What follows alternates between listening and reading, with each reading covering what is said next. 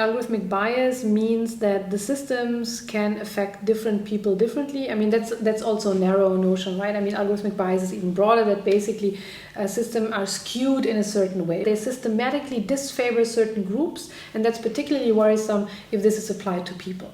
For instance, if you have a software that is used to detect skin cancer, and this would be functioning better on white skin than on darker skin, that would be a form of bias. Those who already are worst off in society are usually also those who are worst affected by these systems. Think about a hiring algorithm in which you basically, let's assume you're trying to train a system to find the most successful candidates, right? And you now have who is now in a lead position in your company, and you're screening the CVs from 10 years ago.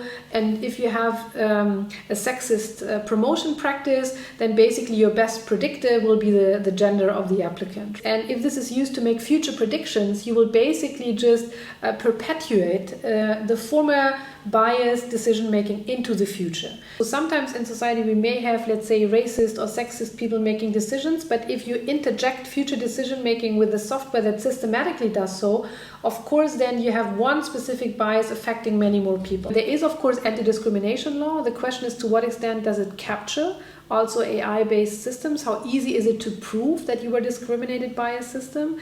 And on the other hand, we have AI regulation that is very often focusing, such as the AI Act, only on high-risk technologies, and not all systems that may discriminate people may fall under the high-risk category. So I think there is room for improvement. I think one of the solutions should lie in having obligatory standards for at least laying open what you did in order to mitigate bias. Then people can ask and challenge whether this is sufficient. It should be essential that people disclose what they did in order to prevent bias.